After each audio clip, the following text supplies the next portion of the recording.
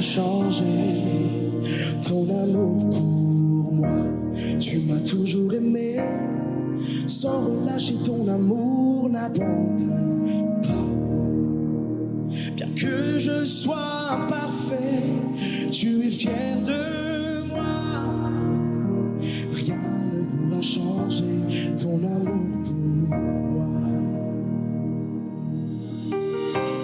Aucune tempête ne m'arrêtera. Au milieu des vents, je reconnais le son de ta voix m'appeler à toi. Tu traverserais les mers si je me noyais. Rien ne t'empêchera de me protéger. J'irai, je n'ai que toi. J'irai, je n'ai que toi.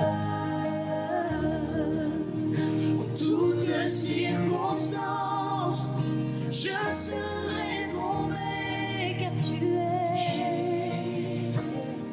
Je n'ai que toi. Je suis très reconnaissant au Seigneur pour sa grâce qui nous fait d'être en vie et nous bénissons son nom. Et comme je le dis chaque matin, ce n'est pas parce que nous avons bien dormi et que nous sommes dans un beau cadre que nous sommes réveillés, mais c'est juste par la grâce de notre Père Céleste qui nous donne une nouvelle opportunité de nous approcher de lui et de bénéficier de sa touche qui va nous galvaniser, nous booster avant qu'on ne parte vaquer nos occupations qui est œuvre de nos mains, qui garde lui-même, qu'il bénit, il a décidé de bénir l'œuvre de nos mains et il bénit certainement l'œuvre de nos mains. Je bénis le Seigneur pour la vie de toutes les personnes dans le studio. Papa Antoine est là, tout le monde est là pour que nous puissions célébrer le Seigneur ensemble. Moi, c'est un moment de célébration, de rencontre, de communion avec le Seigneur. Cette émission, prier sans cesse. Et je bénis le Seigneur pour le bien que ça fait à plusieurs personnes qui rendent témoignage. Vous pouvez continuer à nous appeler et rendre témoignage pour ce que cette émission fait pour vous. Et aujourd'hui, nous allons encore dire merci au Seigneur par la prière, lui disant merci pour la vie que tu nous as donnée avant de continuer. Seigneur, nous te bénissons, te rendons grâce, te disons merci pour la vie que tu nous as donnée. Nous te sommes reconnaissants parce que c'est toi qui nous donnes la vie. Seigneur, si tu n'étais pas là pour nous protéger, pour nous garder, qui l'aurait fait, Seigneur? Nous te sommes reconnaissants. Merci de bénir ce moment de rencontre avec toi, Seigneur. Merci de nous inviter à tes pieds ce matin pour bénéficier encore de ta touche. Que ton nom soit béni, Seigneur. Au nom de Jésus. Amen. Retenez que mieux vaut pour nous être au pied du Seigneur que sur les épaules du diable. Quand nous sommes avec le Seigneur, c'est la grâce de Dieu qui se manifeste dans notre vie et nous bénissons son nom de nous avoir invités à ses pieds ce matin pour bénéficier de sa grâce. Aujourd'hui, je voudrais qu'on fasse une prière particulière. Vous savez, souvent, le Seigneur nous interpelle sur certaines choses, mais nous résistons, nous raisonnons quelquefois parce que nous sommes préoccupés par d'autres choses. Nous allons lire quelques versets. Aujourd'hui, nous allons lire beaucoup. Nous allons lire 15 versets de Agé chapitre 1 pour pouvoir voir clairement une petite leçon que je voudrais qu'on retienne de cette lecture. Lisons ensemble. La seconde année du roi Darius, le premier jour du 6e mois, la parole de l'Éternel fut adressée par Agé, le prophète, à Zorobabel, fils de Shelciel, gouverneur de Juda, et à Josué, fils de Jostadak, le souverain sacrificateur, en ces mots. Ainsi parle l'Éternel des armées. Ce peuple dit, le temps n'est pas venu, le temps de rebâtir la maison de l'Éternel. C'est pourquoi la parole de l'Éternel leur fut adressée par Agé, le prophète, en ces mots. Est-ce le temps pour vous d'habiter vos demeures lambrissées quand cette maison est détruite?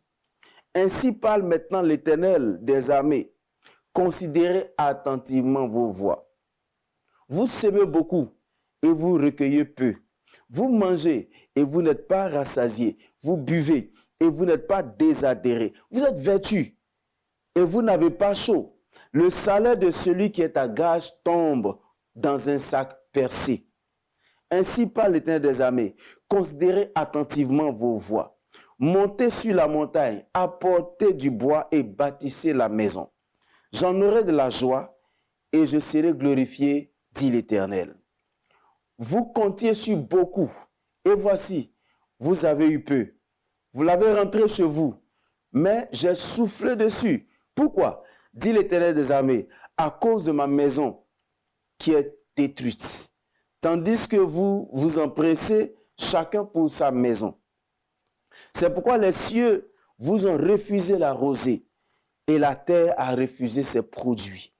J'ai appelé la sécheresse sur le pays, sur les montagnes, sur le blé, sur le mou, sur l'huile, sur ce que la terre peut rapporter, sur les hommes et sur les bêtes et sur tout le travail des mains. Zorobabel, fils de Shelciel, Josué, fils de Jostadak, le souverain sacrificateur et tout le reste du peuple entendit la voix de l'Éternel leur Dieu et les paroles d'Agé, le prophète, selon la mission que lui avait donnée l'Éternel leur Dieu. Et le peuple fut saisi de crainte devant l'Éternel. Agé, envoyé de l'Éternel, dit au peuple, d'après l'ordre de l'Éternel, je suis avec vous, dit l'Éternel. L'Éternel réveilla l'esprit de Zorobabel, fils de Shelciel, gouverneur de Juda, et l'esprit de Josué, fils de Josadak, le souverain sacrificateur, et l'esprit de tout le peuple, tout le reste du peuple. Il vint et il se mit à l'œuvre dans la maison de l'Éternel des armées, leur Dieu, le 24e jour du 6e mois, la seconde année du roi Darius. J'ai fait toute cette longue lecture juste pour vous donner deux leçons. Deux leçons. La première leçon, c'est que le Seigneur attire notre attention sur certaines choses, sur notre façon égocentrique aujourd'hui de fonctionner. Et il commence par dire, mais les gens disent que ce n'est pas le temps d'investir dans la maison de Dieu. On doit se bâtir notre maison, on doit se construire soi-même. Aujourd'hui, chacun est focalisé sur ses propres richesses, sur sa propre personnalité. Aujourd'hui, même tous nos messages tournent autour de tu seras béni, tu vas voir ceci, tu vas voir cela. Et on ne pense même pas à bâtir l'œuvre de Dieu. Et il y a tellement de raisonnements aujourd'hui que les gens ont. Quand on parle même de semer pour l'évolution de l'œuvre de Dieu, les pasteurs sont les menteurs, ceci et cela. Chacun donne des raisonnements. Vous avez tous vos raisons. Vos raisons sont nobles. Mais le Seigneur n'est pas glorifié quand sa maison n'est pas faite et que nous sommes toujours en train de penser à nous-mêmes. C'est nous. C'est nous-mêmes. Vous savez, et c'est là. Et le Seigneur a dit, mais vous mangez, vous n'êtes pas rassasiés. Vous buvez, vous n'êtes pas désaltérés. C'est-à-dire que vous êtes toujours dans l'insatisfaction.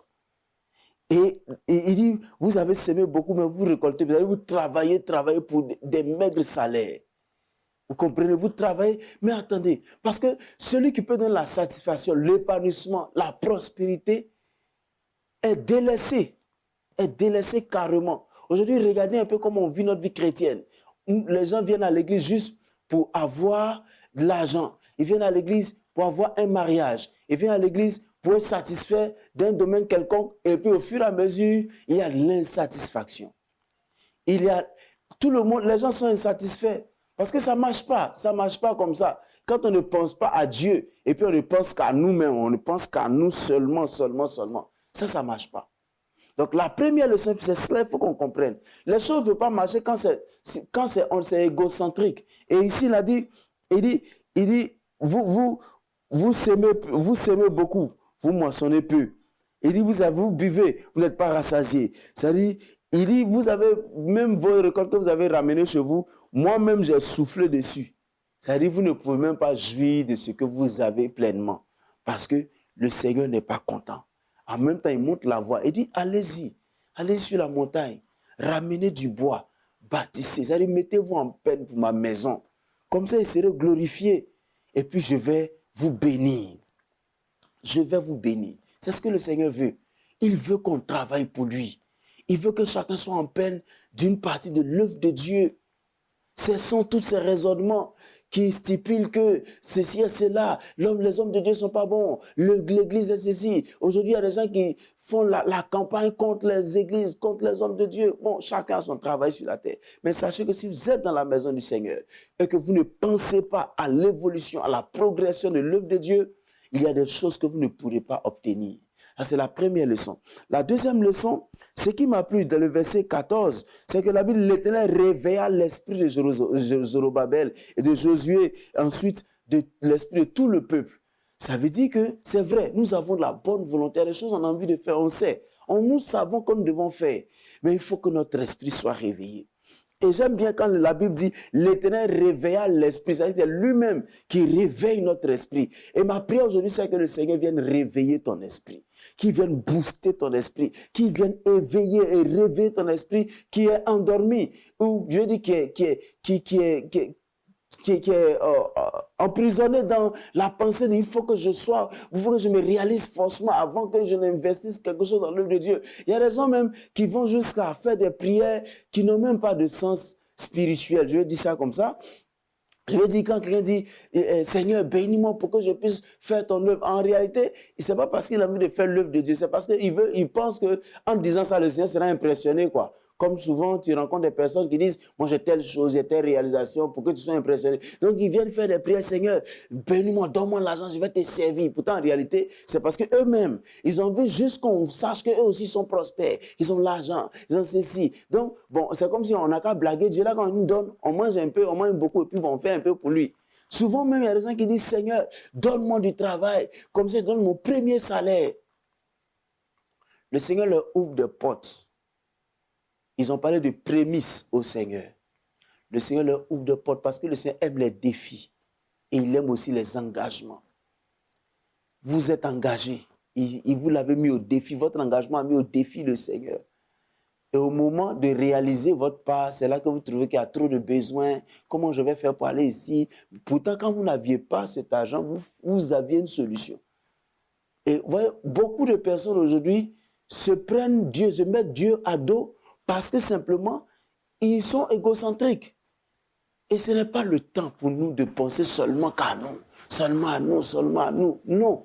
La Bible dit, il faut qu'on se réveille. Et la prière que je voudrais qu'on fasse, c'est Seigneur, réveille mon esprit sur quelque chose que je dois faire. L'œuvre missionnaire est grande. Il y a tellement de choses à faire. L'œuvre missionnaire est vaste. La Bible dit la moisson est grande, mais il y a peu d'ouvriers. Et comme je l'ai dit très souvent, vous qui me suivez, il y a 3 types d'ouvriers dont le Seigneur a besoin. Le Seigneur a besoin de ceux qui s'élèvent, c'est-à-dire de nos pieds. Ceux qui représentent le pied du Seigneur, des gens qui s'élèvent pour aller parler de Jésus, qui veulent aller dans les tréfonds même de leur ville, de leur pays, pour aller prêcher l'évangile. Il y a ceux qui se mettent à genoux pour prier. Ils prient, ils prient, ils prient. Il y a ceux qui donnent. Ça ne veut pas dire que ceux qui vont, ceux qui prient ne peuvent pas donner, mais il y a ceux qui donnent. Dieu a comblé des gens de biens matériels pour qu'ils puissent soutenir l'œuvre de Dieu. Vous savez, aujourd'hui, le plus grand plaisir que les gens trouvent, c'est se vanter de tous leurs biens. Et j'ai rencontré des gens qui se vantent de ce qu'ils avaient. Et c'est quand ils n'ont plus qu'ils cherchent vraiment Dieu. Vous savez, ça n'a pas de sens, les frères. C'est pendant que nous avons la possibilité de bâtir l'œuvre de Dieu que nous devons le faire. Nous devons nous engager. Et ensuite, Seigneur, réveille mon esprit. Seigneur, réveille l'esprit de tous ceux qui ont envie de te servir, qui sont dans ta maison. Réveille comme tu as réveillé l'esprit de Zorobabel, fils de Shealtiel, gouverneur, et Josué, et tout le reste du peuple. Seigneur, c'est toi-même qui l'as fait. Tu leur as dit ce qu'ils doivent faire. Tu leur as fait le reproche qu'ils se contentent seulement de dormir dans leur maison bien faite, pendant que la maison du Seigneur est délaissée. Aujourd'hui, Seigneur, l'œuvre de Dieu est délaissée. On ne peut même plus aller dans les villages pour prêcher l'évangile. Les gens n'ont plus envie de donner pour que ceux qui veulent partir puissent aller à l'aise, prêcher l'évangile, être efficace, gagner des âmes. Mais en même temps, tu nous dis, tu remontes, tu dis, allez-y, levez-vous, faites ceci, faites cela. Et tu viens réveiller l'esprit. Seigneur, je prie que tu réveilles nos esprits ce matin. Que tu réveilles nos esprits autour de ce que nous devons faire pour toi, Seigneur. Autour de ce que nous devons faire pour nous, notre propre bénédiction. Pour ne plus que la terre nous refuse ses produits. Pour ne plus que le ciel nous refuse la rosée. Pour ne plus que, Seigneur, les portes soient bloquées. Que nous soyons, Seigneur, dans les limitations. Père, nous prions que tu étendes ta main. Seigneur, il y a des gens qui, depuis longtemps, hésitent, à qui tu as donné des pensées. Tu leur as dit de faire des semences dans ta maison. Mais Seigneur, ils hésitent, Père. Je prie que tu réveilles leur esprit maintenant pendant que je parle. Pendant qu'ils sont sous le coup de ma voix, que leur esprit soit réveillé maintenant pour, Seigneur, semer pour l'avancement de ton œuvre. Je prie que tu étends ta main. Tu as dit, allez-y sur la montagne, prenez du bois, revenez, bâtissez ma maison pour que l'Éternel soit glorifié. C'est comme ça que l'Éternel est glorifié. Seigneur, je prie que tu étends ta main. Je prie que tu te manifestes. Réveille l'esprit de ceux qui doivent aller pour qu'ils puissent se réveiller, pour qu'ils quittent dans la nonchalance, dans la lourdeur. Ça réveille l'esprit de ceux qui doivent prier pour ne plus qu'ils soient dans la nonchalance, dans la lourdeur. Réveille l'esprit de ceux qui doivent donner pour ne plus qu'ils soient dans l'égocentrisme. Seigneur, qui les empêche, Père, de donner ou des raisonnements, Seigneur, des frustrations antérieures. Père, je prie que tu étends ta main. Étends ta main, Seigneur. Manifeste-toi, Père éternel, parce que ton œuvre a besoin d'être bâtie. Ton œuvre a besoin d'être bâtie, Seigneur. Nous voulons pas des chrétiens égoïstes qui viennent dans ta maison que pour demander des choses pour eux-mêmes, pour demander pour leur bien-être seulement. Seigneur, étends ta main, parce que tu nous rappelles que ce n'est pas le temps. Nous trouvons bien de dormir dans nos maisons qui sont belles, qui sont climatisées, qui sont agréables. Mais ta maison n'est pas bâtie. Ton œuvre est en train de tomber. Seigneur, les gens ont du mal à entendre parler de toi parce qu'il n'y a personne qui soutient. Il n'y a personne qui se lève. Réveille notre esprit, Père. Nous avons besoin de réveil. Nous avons besoin de réveil, Seigneur.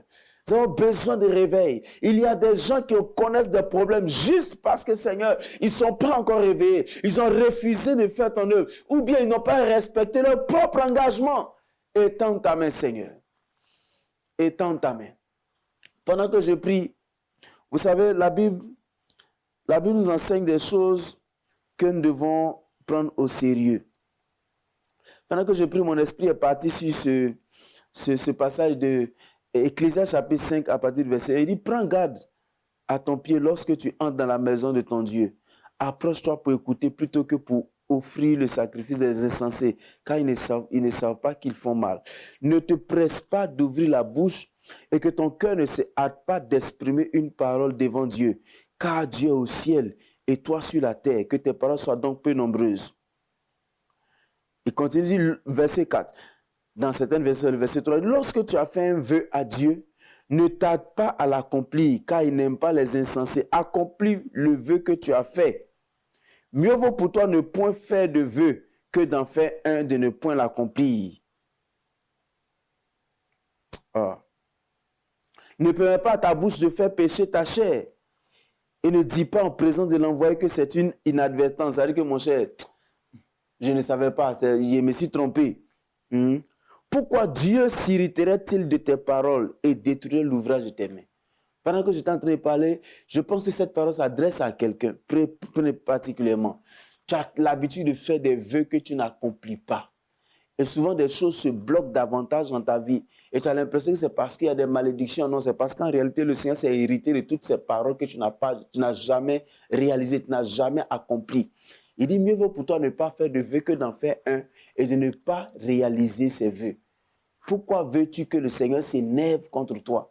Et malheureusement, aujourd'hui, le Seigneur s'est énervé parce que tu as fait des vœux que tu n'as jamais réalisés. Je prie que le Seigneur réveille ton esprit.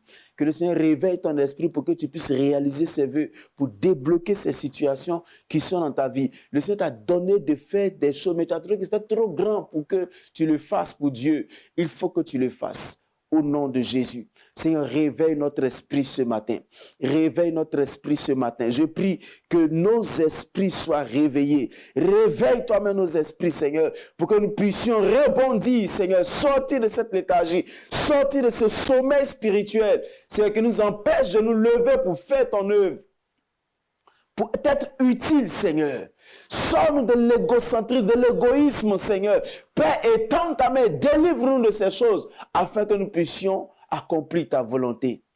Seigneur, étends ta main, réveille nos esprits. Seigneur, je prie que tu réveilles l'esprit de nos frères, de nos sœurs, Seigneur. Réveille toi-même, comme tu as réveillé l'esprit de Zorobabel, l'esprit de Josué, l'esprit du reste du peuple, Seigneur, pour bâtir ta maison, pour leur dire que oui, c'est vrai, nous sommes trop préoccupés de nous-mêmes. Il est temps de nous préoccuper de l'œuvre de Dieu, des gens qui meurent. Il est temps de nous préoccuper de partager l'amour de Dieu dans les cœurs de ces personnes qui sont très loin dans dans des villages, dans des campements, très loin, éloignés, Seigneur. Je prie que tu étendes ta main, réveille nos esprits au nom de Jésus.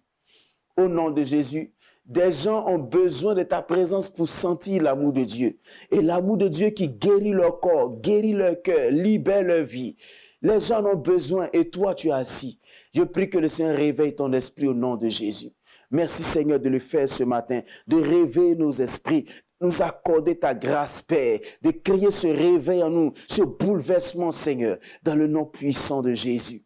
Merci pour ta grâce et ta fidélité au nom de Jésus. Amen. Nous allons prier pour les malades. Nous croyons que le Seigneur guérit encore les malades. Nous allons prier. Mets la main là où tu as mal.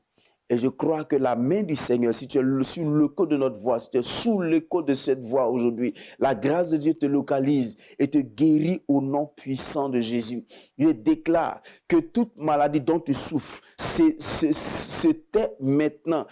Quitte ta vie au nom puissant de Jésus. Je déclare que quel que soit le nom de cette maladie, elle libère ta vie dans le nom puissant de Jésus. Aucune maladie ne peut résister dans ton corps pendant que tu es sous le cœur de notre voix. Que cette maladie, cette tumeur disparaisse, ce cancer disparaisse, cette colopathie disparaisse, les hernies discales disparaissent dans le nom puissant de Jésus. Toute forme de maladie, quitte ta vie maintenant dans le nom puissant de Jésus. Je déclare que la vie de Dieu te touche maintenant même. Te touche maintenant. Tu es allé à l'hôpital avec ce cancer du col de l'utérus et tu as peur. Tu penses que tu vas mourir. Le Seigneur te déclare ce matin que tu ne mourras pas. Tu vivras parce qu'il opère lui-même cette guérison totale dans le nom de Jésus. Il opère cette guérison. Il te libère complètement. Il te libère totalement. Il brise le joug de cette maladie dans le nom puissant de Jésus. Dans le nom puissant de Jésus. Il libère ta vie de toute forme de maladie dans le nom de Jésus. Je déclare la guérison dans la vie de ceux qui ont des douleurs dans leur tête, douleurs dans leur cœur, douleurs dans leurs poumons, dans leur intestin, dans leur vie, dans leurs pieds. Je déclare la guérison totale au nom de Jésus. Quelle que soit la valeur, la qualité ou la durée de cette maladie, la main de Dieu vient arrêter sa progression au nom de Jésus. Si tu souffres d'ulcère de Burili, le Seigneur te guérit maintenant au nom de Jésus. Il te libère maintenant dans le nom puissant de Jésus. Je vois la guérison qui entre chez une dame, qui entre chez cette dame et qui libère totalement sa vie maintenant même. De cette maladie qui t'a fatigué depuis longtemps, le Seigneur te libère. Il te libère maintenant. Je vois la main de Dieu qui arrache cette maladie de ta vie. Il brise les racines. Il fait sécher les racines de cette maladie dans le nom puissant de Jésus. Et tu guéris maintenant. Tu guéris maintenant au nom puissant de Jésus-Christ. Merci Seigneur de guérir, de libérer, de bénir nos frères dans le nom puissant de Jésus. Merci de le faire au nom de Jésus. Seigneur, merci pour nos frères qui cherchent du travail. Je prie que tu leur accordes du travail. Ouvre-leur des portes. Tu as dit dans Isaïe 45 que tu vas briser les verrous de fer. Ouvre les portes des reins pour nous donner des trésors cachés, des richesses enfouies, en nous prenant par la main pour terrasser les nations devant nous, pour aplanir les chemins montueux, Seigneur. Étends ta main, fais-le. Nous comptons sur toi, Seigneur. Nous comptons sur ta présence. Nous comptons sur Seigneur, ta grâce pour nous ouvrir des portes, Père. Nous n'avons pas besoin d'une autre relation que toi, Seigneur, pour nous ouvrir des portes dans ce monde, Seigneur, dans ce monde du travail qui semble fermé. C'est toi qui es capable de nous ouvrir, Seigneur, un chemin. Merci de le faire dans le nom puissant de Jésus. Seigneur, nous prions pour toutes les personnes qui ont des problèmes dans leur couple. Je prie que tu étendes ta main.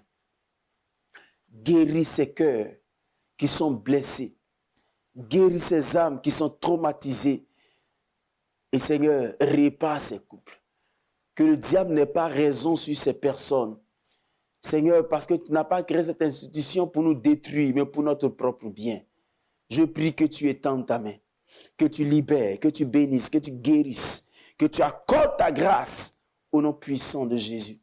Je prie, mon Père, que ta faveur ne cesse de se manifester dans leur vie, dans le nom puissant de Jésus.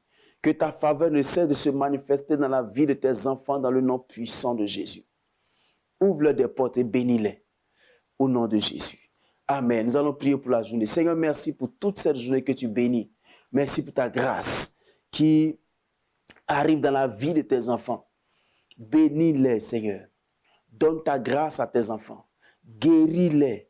Pendant qu'ils sont en train de sortir, Seigneur, protège-les de tout accident, de toute intoxication, de tout empoisonnement. Et donne-leur la sécurité, l'intelligence nécessaire pour qu'ils puissent faire mieux que ce qu'ils ont fait hier. Étends ta main, éternel Dieu. Accorde ta grâce à tes enfants, Seigneur, qu'ils reviennent célébrer les victoires que tu leur as accordées dans cette journée avec leur famille.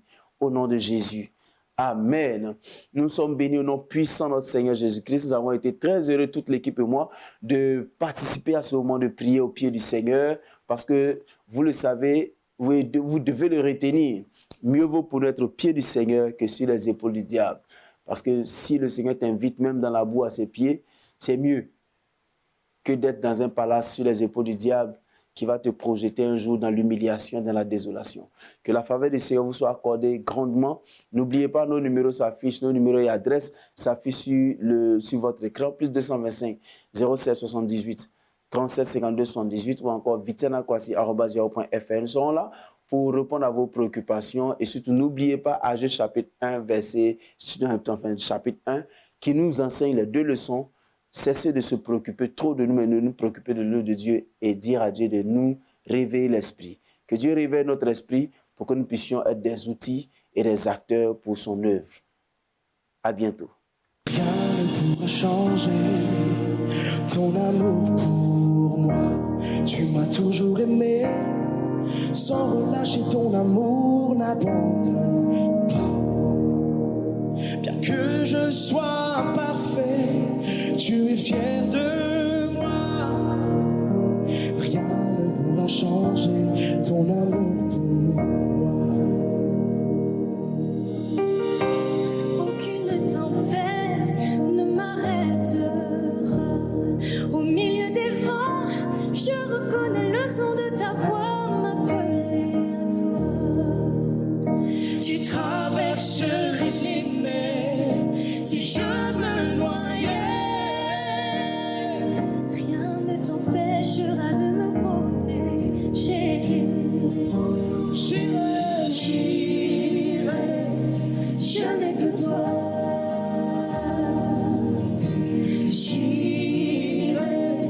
Je n'ai que toi. en toutes circonstances, je serai Comblé car tu es. Je n'ai que